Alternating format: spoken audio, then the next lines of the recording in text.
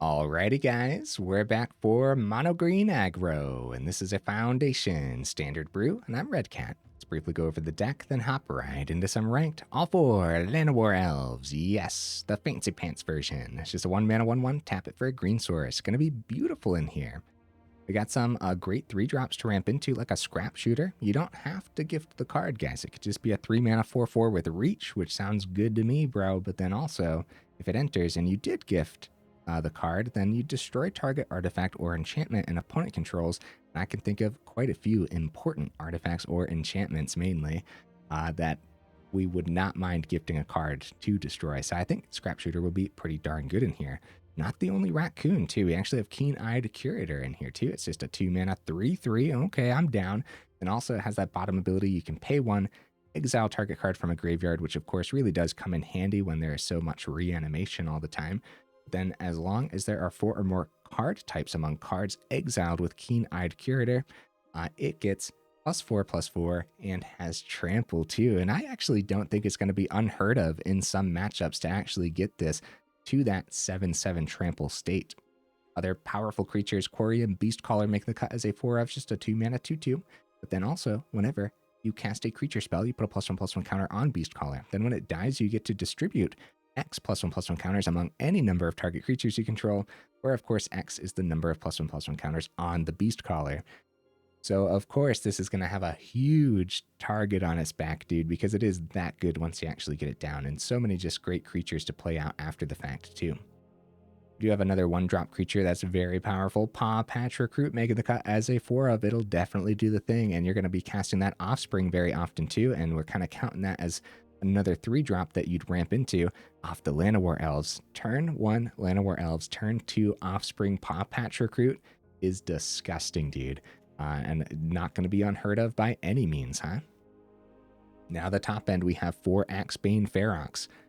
4 mana, 4/4, Death Touch, Ward, collect evidence 4. Okay, so if it's early enough in the game, the opponent's going to have a really hard time paying that ward cost. Then most importantly on this card, it has that haste. This nice hasty 4-drop. Again, if you're ramping into this turn 3, Axebane Ferox is absolutely disgusting. Even if you're not ramping into this though, and you're just curving out properly, maybe you curved out with a turn 3 Garruk's Uprising or something. It's a 3-mana enchantment. When this enchantment enters, if you control a creature with power 4 or greater, draw a card. Okay. And then creatures you control have trample. Okay. And then whenever a creature you control with power 4 or greater enters, draw a card.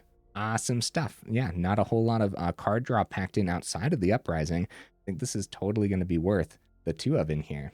More importantly, though, giving trample to something that has Death Touch is pretty darn disgusting, dude. So we'll see how often that actually comes into play today. And actually not the only way to pull that off in here. Garruk's Uprising, Axebane Ferox, that's one thing. But we also have a 1/, Horrid Vigor, which is kind of sort of.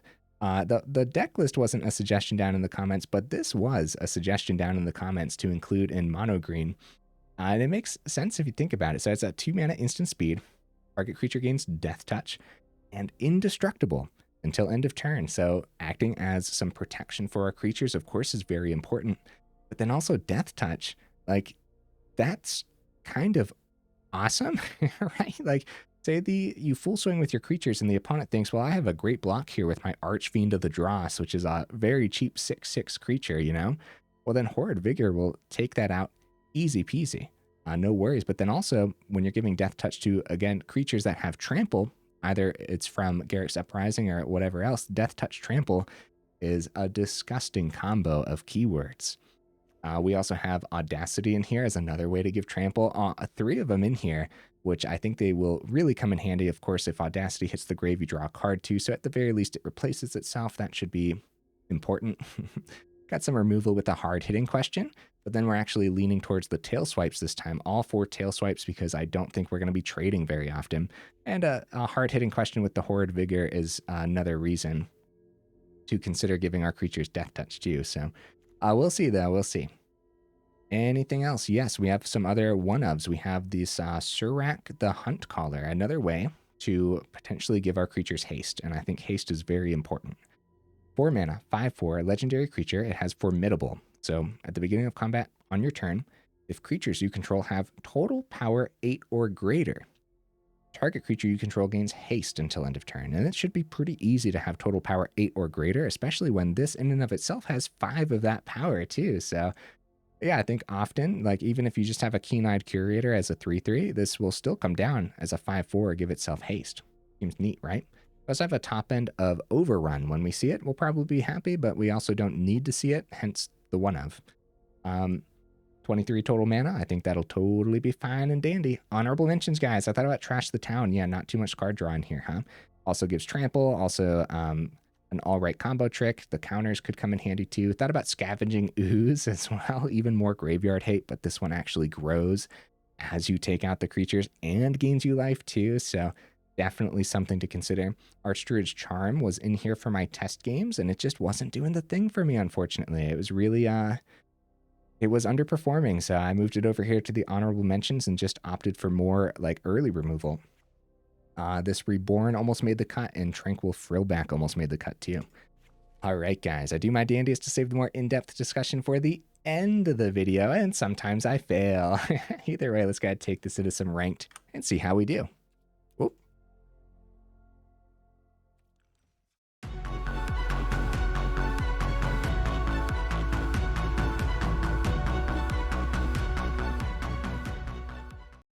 Don't mind me just smacking the keyboard around while I try to get the intro to play. Hi guys, what am I expecting from the build? I think it's going to be pretty darn good, man, but I might be terribly, terribly mistaken, honestly. So we'll see, won't we? We go first. None of our early game. Would this be a weird mulligan, though? It might be, but I think normally I would keep this. But I just got done saying I think the build's going to be good, so I'm going to see what we see on the mulligan. Okay, all right. Couple Llanowar Elves. I'm down, dude. I'm going to actually send one of the forest to 23 forest in here. We'll be fine. We'll totally be fine. Yeah, like everything else in hand. Now, Llanowar Elves, even on turn 1, has a huge target on its back, dude. Goodbye, Llanowar Elves. Firebrand, that's how the opponent's going to do it. I mean, that's not as bad as, like, I mean, no, never mind. I was going to say, like, a shock style ability, at least that wouldn't be a shock hitting our face, but at the very least, they don't have a creature now. Hitting our face too, I guess, right? All right, we get the Keen-Eyed Curator down, especially since we have another one here too. Dragon Fodder. Okay, jump blockers for days. Start with the swing, see what they do. Chump. A little bit of a chump. Just a little tiny chump. No.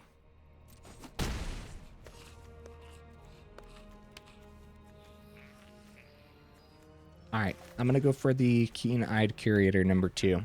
I just think having these 3/3s is very valuable against goblins, especially if that's what we're up against, which I'm assuming. Okay, I'll try the block. These deck lists run Monstrous Rage, but I'll try it. Nice. See what they see on the top. They do not miss. They find a squee for next turn. The Firebrand gonna pop the Keen-Eyed Curator. See if they miss this time round on the Horde Master. They do, and that's good news. All right, there's our third, and probably going to be that Pawpatch Recruit now. Wouldn't mind Trample on the Uprising, but nah. There's a reason there's 2, right? And not 3 or 4 this time. All right, let's see. I doubt they block with that Horde Master when Squeeze coming down next turn. That would be a very, very silly block. Speaking of silly blocks, when they swing, we're probably going to block with the 2/1 into Squee and hope, right? Hope that it actually just goes through.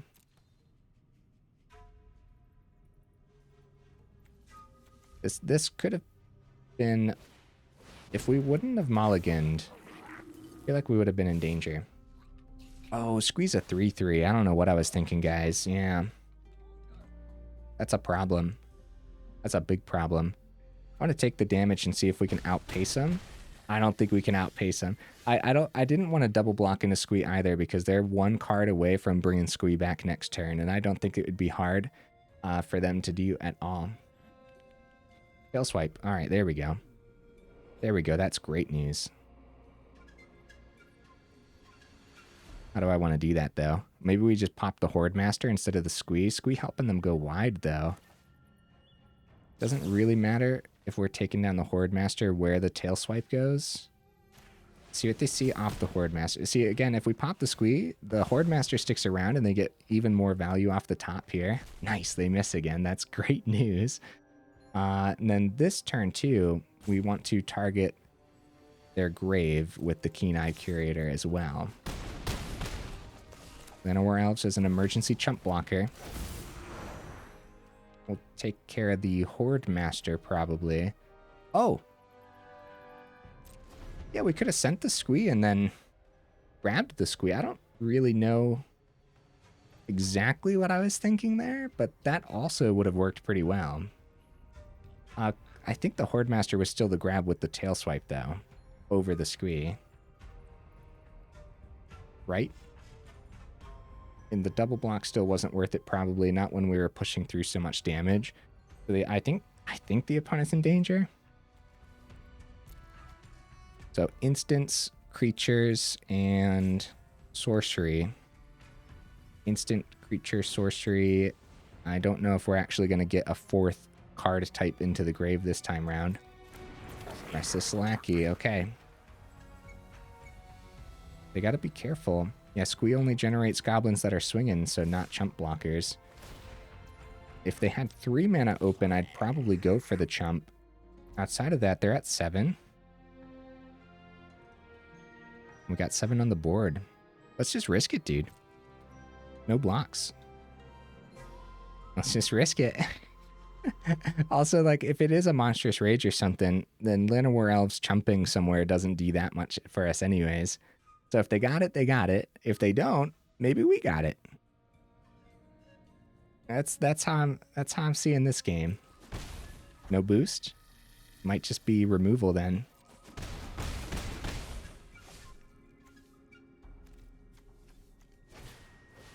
Seer Slicer Goblin. Oh no, that's really good, isn't it? All right. We can at least give our cards trample, but they got enough blockers now on the board. Uh-oh. Uh-oh. It's mana. Now we're forced to keep blockers back, but we're at 5, so we're probably dead. Right, instant creature. I'm just double checking for some reason because I'm confusing myself here. Yeah, we won't be able to boost the Keen-Eyed Curator, unfortunately. I guess Uprising doesn't even draw us a card. But we're still going to be able to take 2 things. I'm pretty sure we die, but we're going to do our dandiest to try to block here. I don't know what we could have seen outside of mana that would have helped more. I guess a tail swipe, right? Because that gives a boost of a 1/1, and then we could have taken out their 2/1. They would have just had a 1/1 to block, and we were swinging with 8 trample. So I guess more removal. Guys, this one could have come down to me easily, man. There were some decisions in this one. I still think that the Horde Master was the grab, but Squee generating way too much value. Uh-oh. Uh-oh, guys. Burn to our face. That'll do it. Full swing. It was that easy, huh? But it probably could have been anything, right?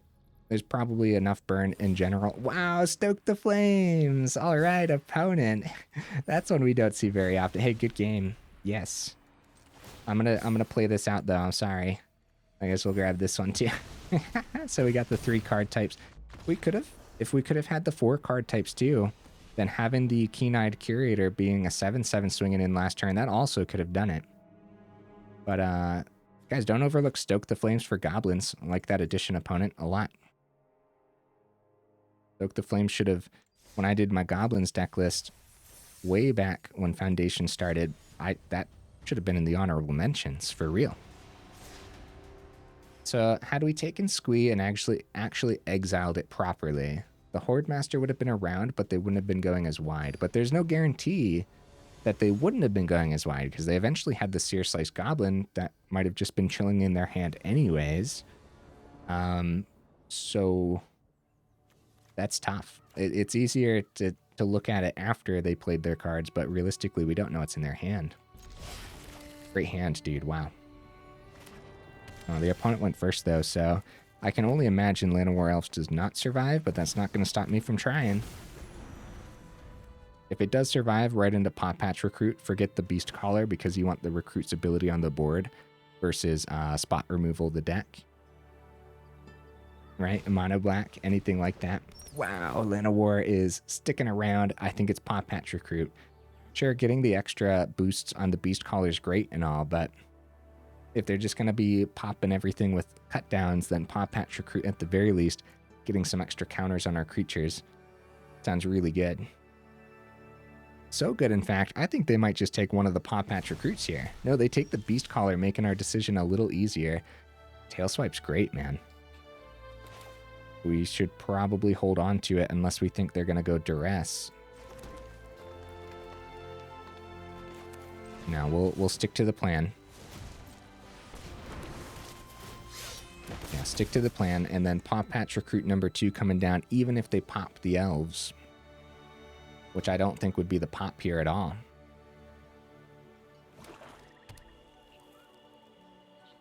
Pawpatch Recruit, like an essential 1-drop versus these deck lists, actually. I made the joke removal the deck list, right? But any of these deck lists is very, very similar to this. I'm going to put it all onto this 1/1.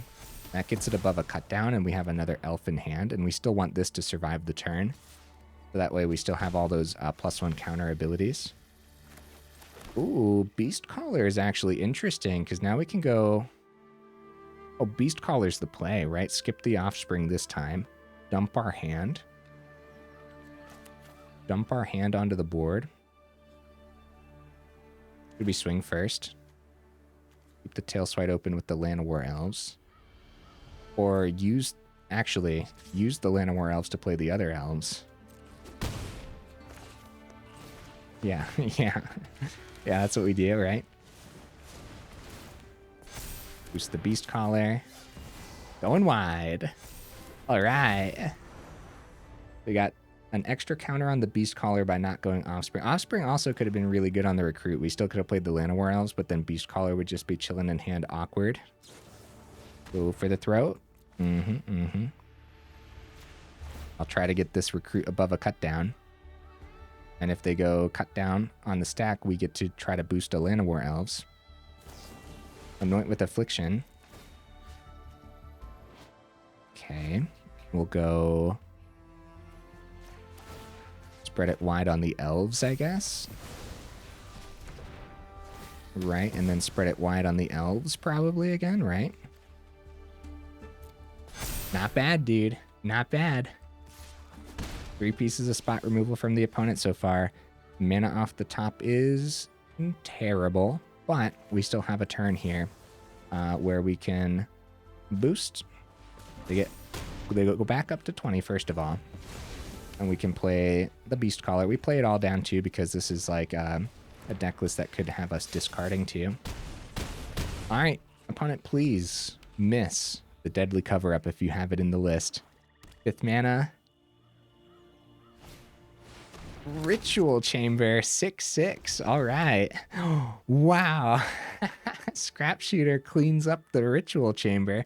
Boosts the Caller. We give them cards draw though. They're at 10. We get 9 through. We want to pop that though, right? I don't know about the card draw, but that's pretty good. We play it before combat. It does affect the combat. Yeah, we want that to go away. We don't want them to have life gain. Full swing, they block the trampling one. Get 9 through down to 1. They actually block the Beastcaller here. We'll plug that onto actually one of the elves, right? Instead of the Trampler. Because the Trampler already has a target on its back as well as the other 4/4 too. Creature of the Schism. That's really good. Really good news for the opponent. And because of the Death Touch, the 2/4. GG. All right, that could have gone either way. Easily could have been the opponents, man. But 3 mana on the Preacher meant they only had 2 mana left. So they already used 3 pieces of their clean spot removal. If it was a third go for the throat, maybe hitting one of the 4/4s, full swing still would have gotten us there because we went wide enough. Cool. That's definitely what the deck list is trying to do. It did the thing very well. I'd say cleaning up the enchantment was probably pretty good, but even if we didn't, and they spent 3 mana to activate the other side, they gain the 2 life back up to 6 or whatever. What were they at? I don't even know. No, they were at 1. Gain the 2 life back up to 3. Opponent goes first. There's the Axebane Ferox. Finally, huh? Alright, we'll try it. I do hope we find more mana, though. There we go. Yeah. We'll see what happens to our Keen-Eyed Curator. And we will establish this Garruk's Uprising next turn. Okay, get a couple map tokens. That is all something that I'm not surprised by. However, only having the Axebane Ferox in hand as a creature, it's a little bit concerning, huh? Up the beanstalk. Tail swipe. Yep, still the only creature, so hopefully we draw well on the Garruk's Uprising. But that could also be cleaned up by not a cut down. Jeez, man. A get lost. There we go.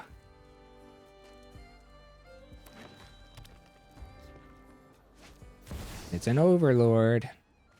It blocks really well, doesn't it? Yeah, that blocks our Axebane Ferox really well. That's a shame. We would have much preferred them having just spot removal. 1 damage. Yeah, we have the trample on the board, but we're still gonna die. Maybe we hold off, wait for a tail swipe. That doesn't seem great, does it? A Horrid Vigor. We could just go Ferox, not worry about the haste, and wait for removal next turn. Right. Keen-Eyed Curator. Nice. All right. We don't swing into that, dude. That's the easiest double block the opponent would ever have. We would have gotten 2 damage through, but Caretaker's Talent. Okay, the double tail swipe might actually matter here then. The question is, if we double down on tail swipe, what else are we going to have to remove when it comes time? Yeah, the ward on the Ferox is kind of crazy, but up against a deck list that's also running like Sunfall and stuff, I don't know, man. The Horrid Vigor also does not help us get around the Sunfall since it exiles.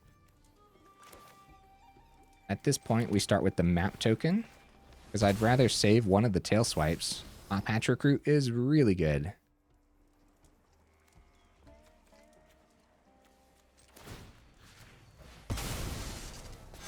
We want the extra boost since we have trample. So you want to do tail swipe on your main phase. And then 5. Yeah, you want the extra boost so now their block is bad, right? And we can play the Keen-Eyed or keep the Ferox for indestructible in case they try spot removal. That's trample, death touch, ward, haste, all the good stuff. I'm going to keep the Horrid open with the tail swipe. Getting more creatures down doesn't seem great. And again, up against a Sunfall style build, that could be devastating. I'd rather the Sunfall be a 1-for-1. And at that point too, they'd be picking up their insects too. Go for the swing. We could take out one with the tail swipe, but we're not going to. Yeah, it's a Sunfall. And that's why we did not play the other creature. They get card draw here. I think we can get there, guys. Our top end is nice and hasty. We get card draw on the Caretaker's Talent too, so their hand is fully stocked and ready. All right. Pawpatch Recruit. Keen-Eyed Curator to restock this board and hope they miss the Sunfall number 2. At this point, we can't really play around Sunfall 2. We have to actually get stuff on the board, or where it's going to go too late into the game anyways, where they'll just consistently clean everything up. Yeah, Sunfall number 2. Well, we'll go a couple more turns to see if the opponent can actually get some win conditions on this board too. In other words, if they can't prove to get win conditions on the board, we'll probably... Oh, Overlord, that's one. Okay, that works. Oh, wow, Scrapshooter. That's great, dude. That's really good. Caretaker's Talent is probably a better one to clean up if the Overlord wasn't on the board, though, right? That Overlord's a problem, I would say. Scrapshooter comes down tapped. Oh, yeah. Our hasty creatures, it's not going to matter anyways because of this. Authority. Still probably clean up the Caretaker's Talent, though, over anything else. Look at that. Look at that, guys. Cool stuff. All the gifts to the opponent. They're not drawing off the Caretaker's Talent anymore. That's good. Tail swipe open. That could come in handy.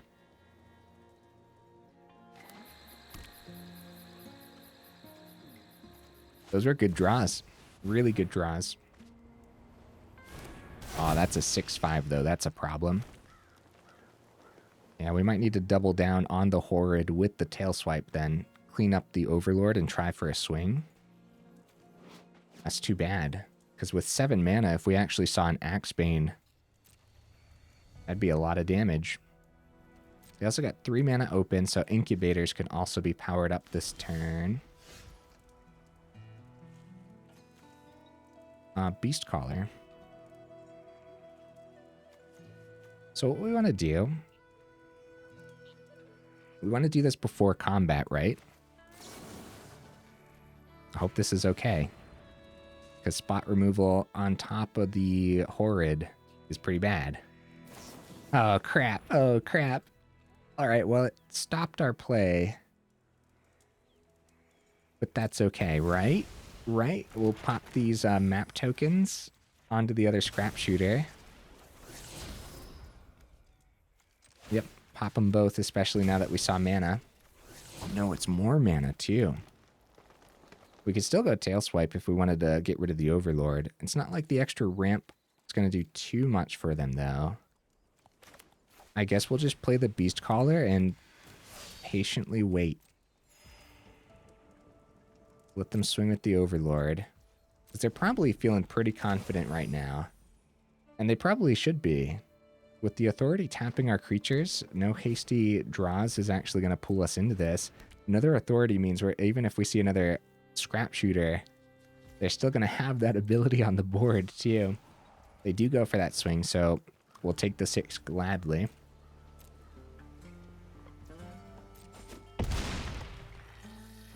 Without double Sunfall, I think we could have potentially gotten there, but you have to anticipate double Sunfall a lot, especially when they have this much card draw packed in. Between the Up the Beanstalk and the Caretaker's Talent, keeping their hand nice and stocked up, then also everything that we popped, we were also giving them a card off of the Scrapshooter too. So much so, they've drawn 6 more cards than us, guys. All right, it's on mana. Well, we're at 10. We'll play it out. We'll play it out. We'll let the opponent swing in. They can power up 1 Incubator now. And we do have some blocks, and I do want to see what else is on top. But guys, always feel free to skip ahead throughout the video.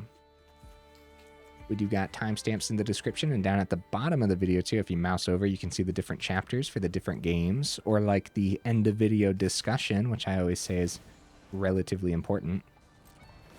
All right, we'll chump 1. I'm surprised they didn't power up the Incubator tokens, but I guess they don't know what's in our hands, so. Chump. Take the 6. See what happens, right? I guess you never know. It could be something fancy. Right, we could totally pull off 16 damage real quick here. We'll do it with our Forest. Oh, it's a 3rd Overlord of the Hauntwoods, guys. Wow. very, very scary Selesnya build from the opponent, guys. Selesnya mid-range or slash control at that point too, I would say. It was a very controlling deck list for sure. They decide to copy an incubator just for the draw, I'm assuming, because it doesn't have the... Oh, they can copy a land. That's right. That's right. Yeah, these are tokens from the Overlord. That's a lot of mana. They could play another Overlord if they want. It's a tail swipe. Womp womp. So we don't have a smaller creature to target to actually boost it. Again, I'm going to let the opponent swing on in. I just feel like, I don't know. I feel like this is the type of deck list that they don't get to attack very often with. This is very much the type of deck list that people would just concede to. So, yeah, we'll let them get the swing.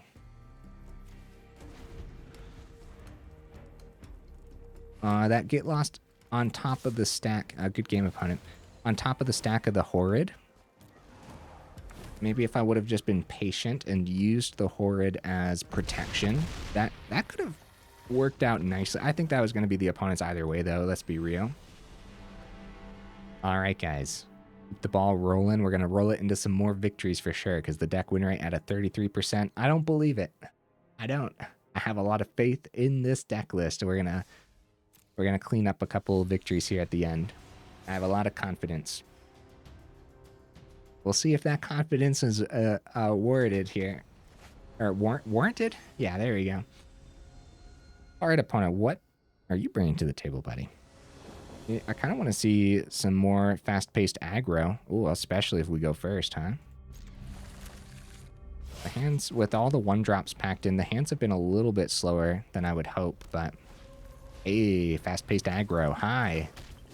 Just wait a couple turns, though, okay? Just hold on. Hold your horses.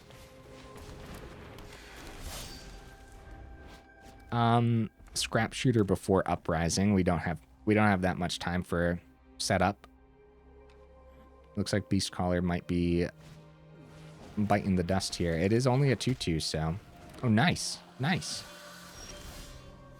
That's great news.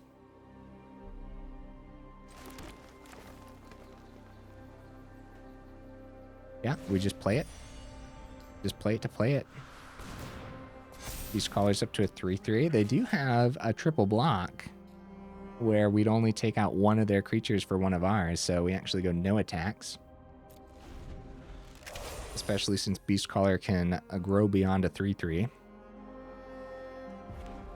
Third mana from the opponent should be very scary for us, as they could just like spam out a whole bunch of 1 mana things. Or a Screaming Nemesis is equally as scary here. If we block this with the Scrapshooter, they could do 4 to our face, or we could just take the 3. Scrapshooter, they could do 4 to the Scrapshooter or the Beastcaller, so it's actually a pretty good trade then for the opponent too. I'm just going to take the 3 and hope I don't regret that. I think the big deciding factor there was the fact that we actually went first, which I think that's just huge, man. Garruk's Uprising, not quite yet, right? All right. What do you guys think? Do they have 16 damage next turn?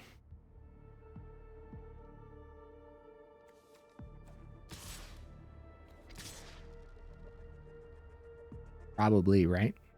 Probably do have 16 damage. They got 6 on the board. Prowess. Iron Claw, that's 7 on the board. Let's just go for it. That's super risky, dude. Especially after I said, like, I'm very confident we can get some more victories. But Emberheart Challenger, they don't got the damage, guys. They don't got this.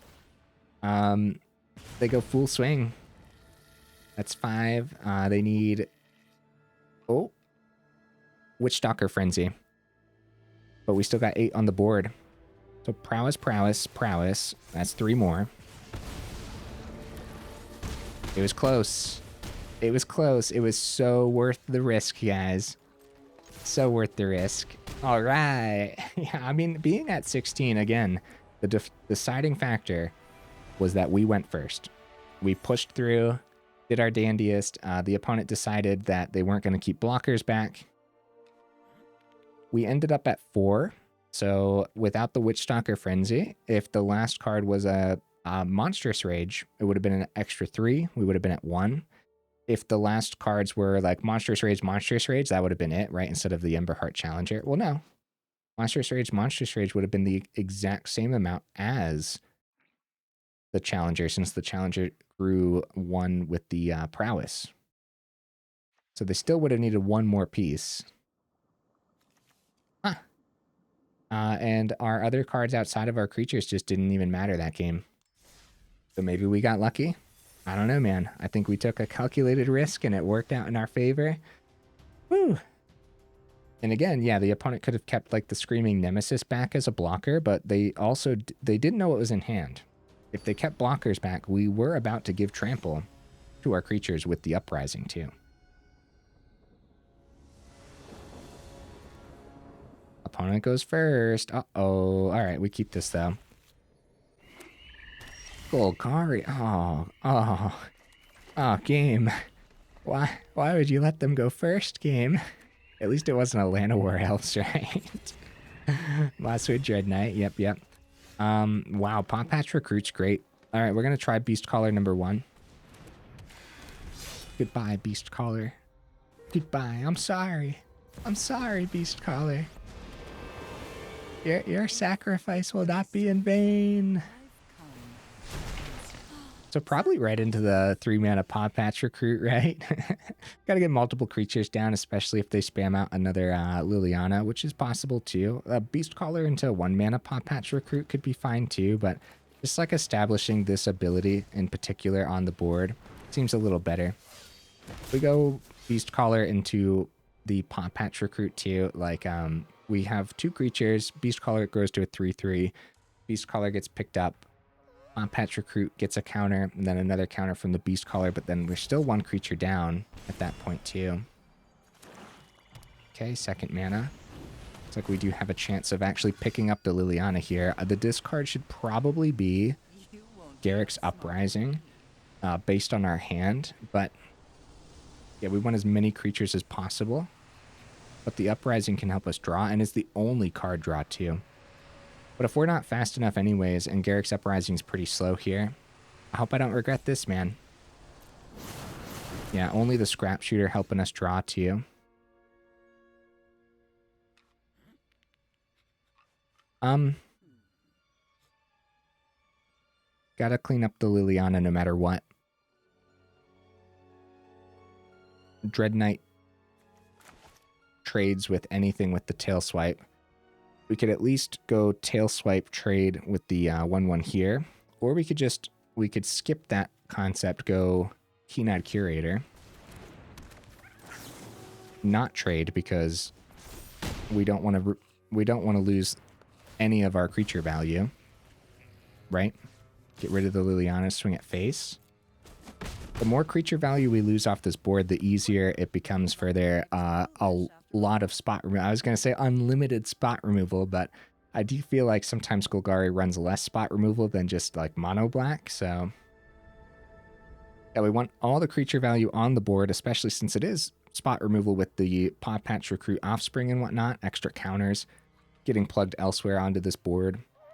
I think mana would be great, but I also think it's probably still just going to be Beastcaller Recruit next turn and hope that this is the type of Golgari that does not run Deadly Cover-Up. I'm not sure how common Deadly Cover-Up is, but I feel like it's pretty common.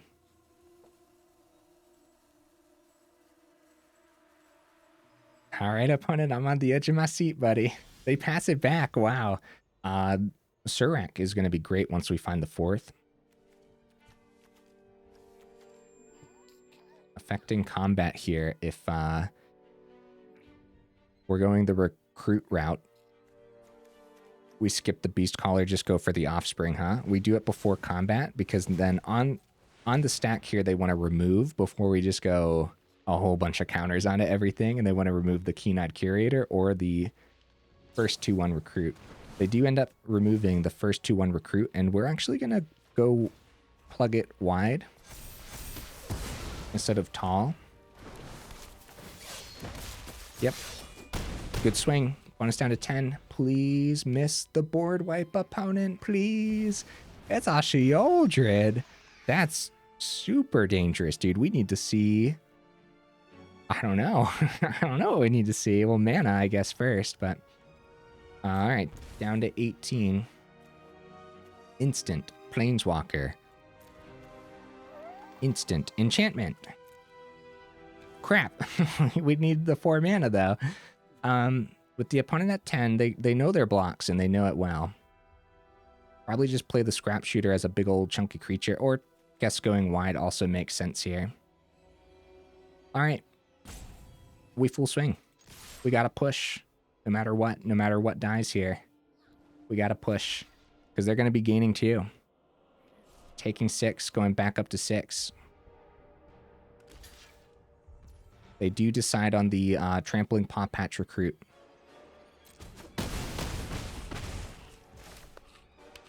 Beastcaller, Llanowar Elves. Mana off the top for a hasty Surrak should help us close out this game, guys. But I don't know if we're going to see it, and I'm worried about it. We have 23 mana in here, though, and we're 13 cards deep with only seeing 3. In those top 13 cards, I guess we're overdue.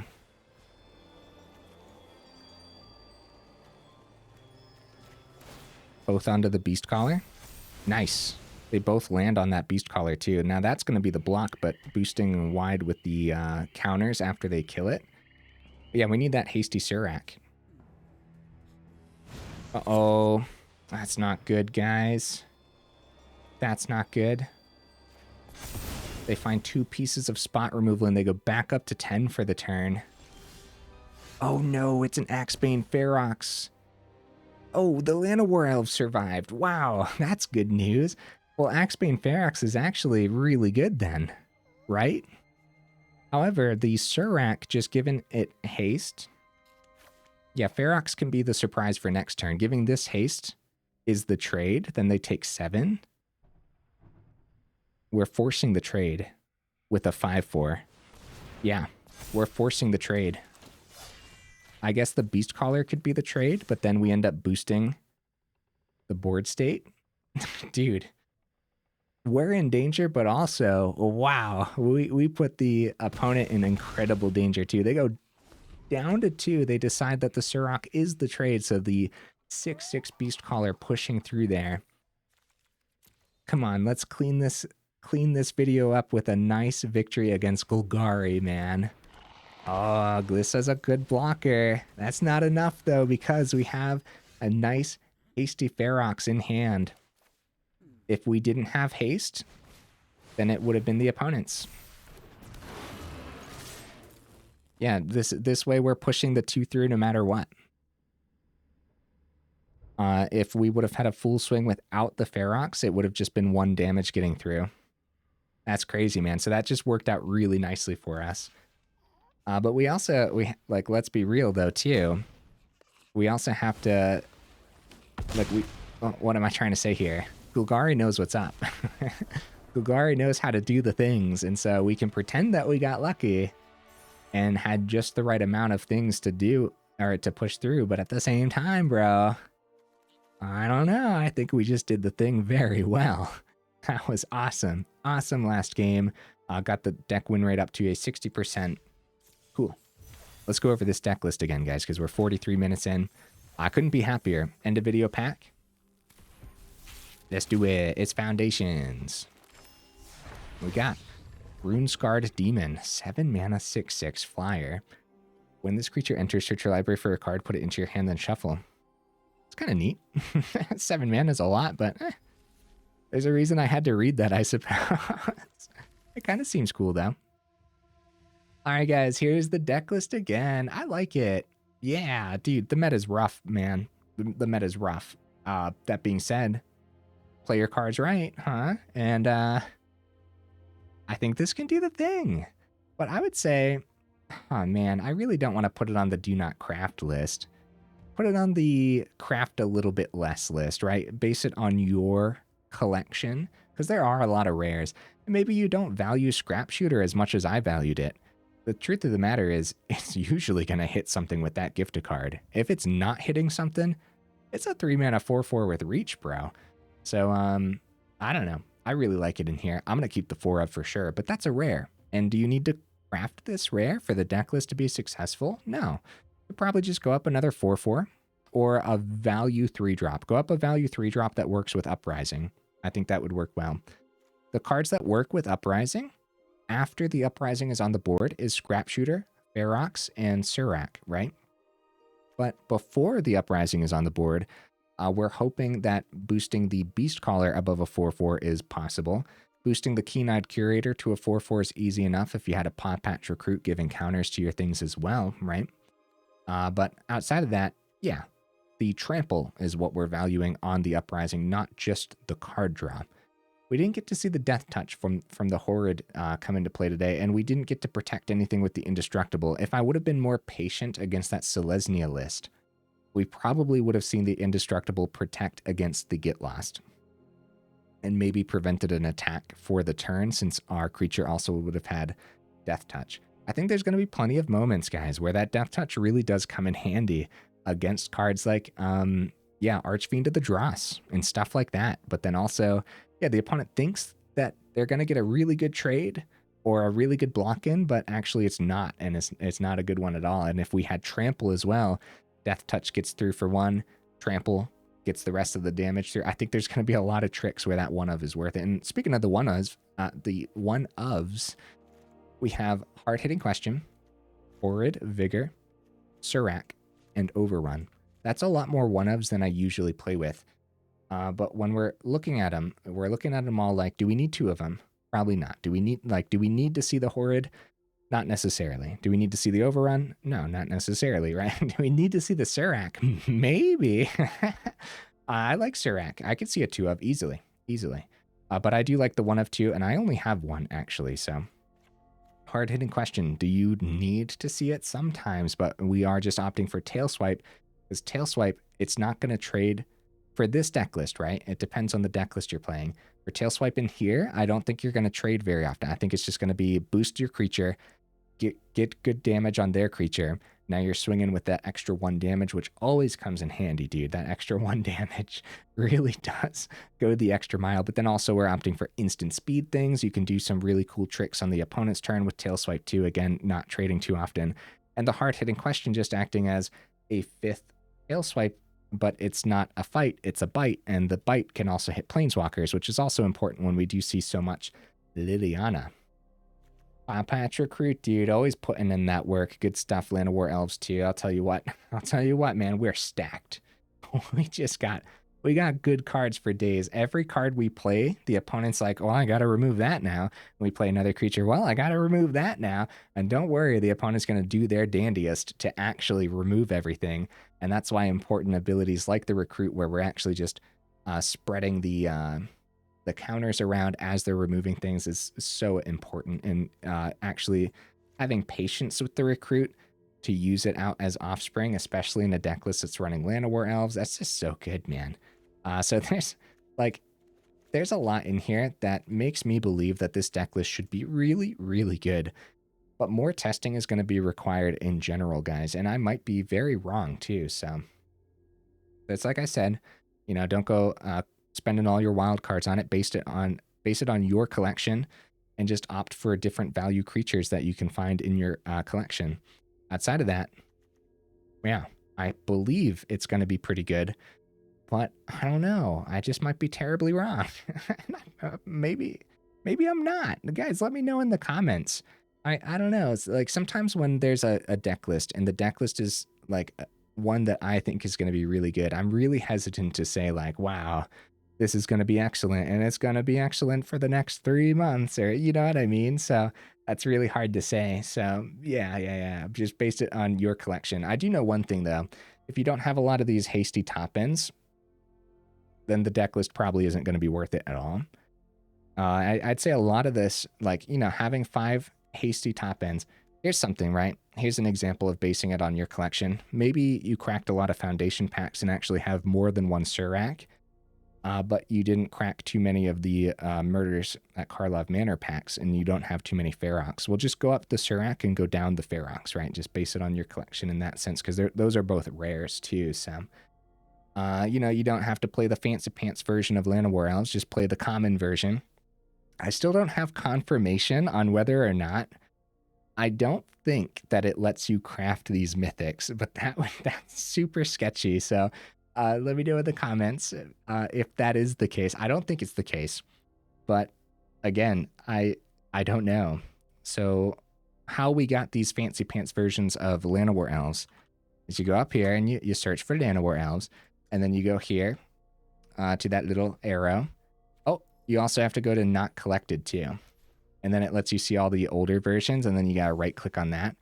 And this fancy pants version for me, it was 1,000 gold. I don't know if that was like a limited time deal or something, but yeah, be careful. I hope it doesn't just like say, wow, you need 4 mythic wild cards to craft those. That'd be very silly, but you never know. Just keep your eye on that, I suppose. Anything else, guys? I think Audacity would have been pretty good today. I mean, there's a reason we have 3 of them in here, but we could potentially, depending on what your meta looks like, go down to 2, go up another hard-hitting question, for example, go down to 2, go up that second Surrak, right? You probably don't want more than 1 overrun. Again, it's just one of those things. You see it? Okay. You don't see it? Okay.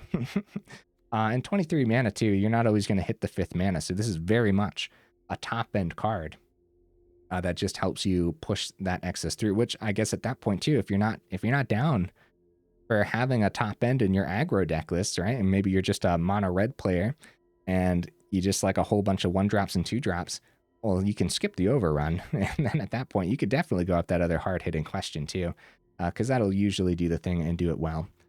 And I guess you could consider dropping the Horrid. I do think it is going to do the thing every now and then too. And like I said earlier, it's a pretty cool suggestion to add this card to mono green.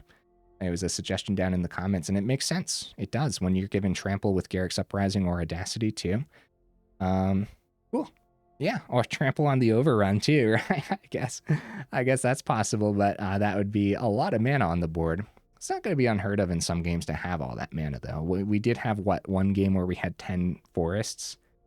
That was the game against Selesnya. In that game, Overrun probably would have come in handy if we were actually able to establish a couple creatures and keep them there without them getting the second Sunfall or something, right?